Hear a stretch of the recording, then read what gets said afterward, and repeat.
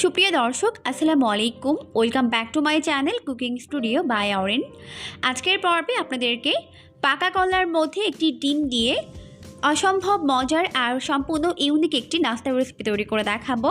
এই নাস্তাটি খেতে এতটাই বেশি মজার হয় যে একবার তৈরি করে দেখবেন, সবাই এটাকে অনেক বেশি পছন্দ করবে আর অনেক মজা করে খাবে।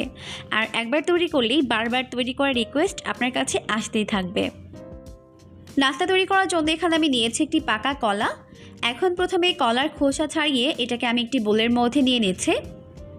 এরপর এখন আমি এর মধ্যে একটি ডিম ভেঙে নিচ্ছি। এখন কলাটিকে এরকম ছোট টুকরো করে কেটে নিচ্ছি।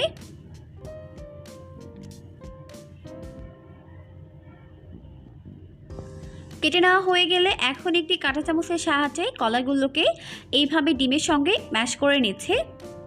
আপনারা চাইলে এই কাজটি ব্লেন্ডারের সাহায্যেও করতে পারেন, বা পাকা কলা কিন্তু অনেক বেশি সফট হয়, তো এই জন্য কিন্তু হাত দিয়ে এটাকে খুব ভালো করে ম্যাশ করে নিতে পারেন। তো প্রথমে কলা আর ডিম একত্রে খুব ভালো করে মিশিয়ে নেওয়া হয়ে গেলে এখন আমি এর মধ্যে এক এক করে বাকি উপকরণগুলোকে অ্যাড করব। তো প্রথমেই দিয়ে দিচ্ছি হাফ কাপ পরিমাণ চিনি।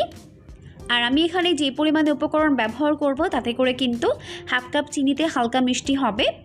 তবে আপনারা যারা বেশি মিষ্টি খেতে পছন্দ করেন তারা এখানে 1.5 কাপ চিনি ব্যবহার করবেন। এরপর এখানে প্রায় হাফ চামচের মতো দিয়ে দিলাম ভ্যানিলা এসেন্স।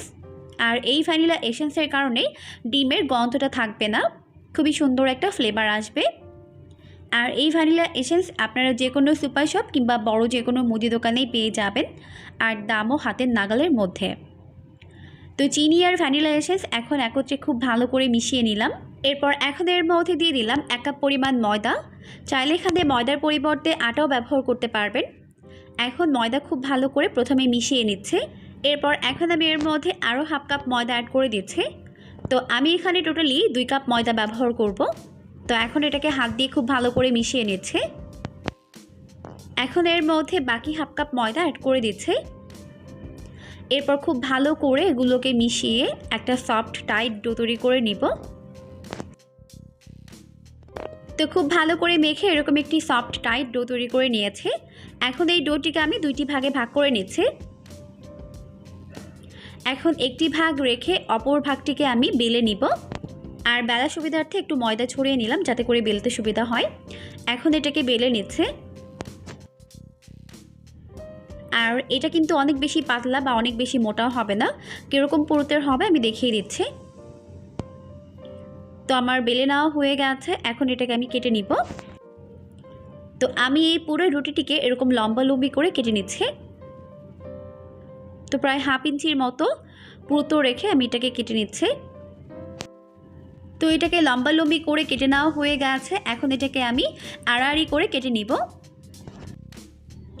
চাইলে এভাবে একটা একটা করেও কেটে নিতে পারেন, বা চাইলে সবগুলোকে একবারে এভাবেও কেটে নিতে পারেন। তো এখন সবগুলোকে কেটে নেওয়া হয়ে গেছে, এখন চলে যাচ্ছে পরবর্তী স্টেপে। তো এই জন্য এখানে একটি বোল নিয়েছি, আর এই বোলের মধ্যে কিছু পানি নিয়েছে। আর এখানে একটি চালনির মধ্যে আমি এই নাস্তার শেপগুলোকে নিয়ে নিয়েছি। এখন এইভাবে আমি পানির মধ্যে এগুলোকে একটু ভিজিয়ে নিচ্ছে। এরপর পানি থেকে উঠিয়ে এটাকে আমি এইভাবে সাদা তিলের মধ্যে কোট করে নিচ্ছি। আর এই সাদা তিলগুলো আপনারা যে কোনো সুপার শপ কিংবা বড় যে কোনো মুদি দোকানে পেয়ে যাবেন। তো এইভাবেই আমি সবগুলো নাস্তা তিলের মধ্যে কোট করে নিব। এখন সবগুলো নাস্তা তিলের মধ্যে কোট করে নেওয়া হয়ে গেছে, এখন চলে যাচ্ছে এগুলোকে ফ্রাই করে নেওয়ার জন্য। নাস্তাগুলোকে ভাজার জন্য চুলায় একটা প্যান বসিয়ে দিয়েছে, আর যথেষ্ট পরিমাণে সয়াবিন তেল দিয়ে তেলটিকে মিডিয়াম গরম করে নিয়েছে। এখন এর মধ্যে একটি একটি করে নাস্তার শেপ দিয়ে দিচ্ছে। একবারে যতগুলো ধরে আমি দিয়ে দিব, বাকিগুলোকে পরের ব্যাচে ভেজে নিব। এখন আমি এই নাস্তাগুলোকে উল্টে পাল্টে 2 পাশ গোল্ডেন ব্রাউন করে ভেজে নিব। আর এই নাস্তাগুলো ভাজতেও কিন্তু খুব একটা বেশি সময় লাগে না, 3 থেকে 4 মিনিটের মধ্যে কিন্তু এগুলো ভাজা হয়ে যায়। তো এখন এক পাশ ভাজা হয়ে গেছে, আমি এটাকে উল্টে দিচ্ছি অপর পাশটিকে ভেজে নেওয়ার জন্য। এখন নাস্তাগুলোকে ভেজে নেওয়া হয়ে গেছে, এখন আমি এইগুলোকে তেল ঝরিয়ে তেল থেকে উঠিয়ে নিচ্ছি। আর আমি একটি প্লেটের উপরে কিচেন টিস্যু নিয়েছি, এতে করে এক্সট্রা তেলটা অ্যাবজর্ব হয়ে যাবে। এখন আমার সবগুলো নাস্তা ভেজে উঠিয়ে নেওয়া হয়ে গেছে। আর এগুলো কিন্তু খেতে দুর্দান্ত মজার হয়, অবশ্যই বাসায় ট্রাই করবেন। দেখবেন পরিবারের সবাই এটাকে অনেক বেশি পছন্দ করবে আর অনেক মজা করে খাবে। চাইলে কিন্তু নাস্তাগুলোকে আপনারা কমপক্ষে 15 দিনের মতো সংরক্ষণ করেও খেতে পারবেন। সেক্ষেত্রে ঠান্ডা হওয়ার পরে কোনো এয়ারটাইট বক্সে রেখে এগুলোকে সংরক্ষণ করতে পারবেন। ভিডিওটি ভালো লাগলে লাইক, কমেন্টস এবং শেয়ার করবেন। আর নতুন দর্শক হয়ে থাকলে চ্যানেল সাবস্ক্রাইব করে রাখবেন। পরবর্তী ভিডিও দেখার আমন্ত্রণ জানিয়ে আজকের মতো বিদায় নিচ্ছি। সবাই অনেক বেশি ভালো থাকবেন। আল্লাহ হাফেজ।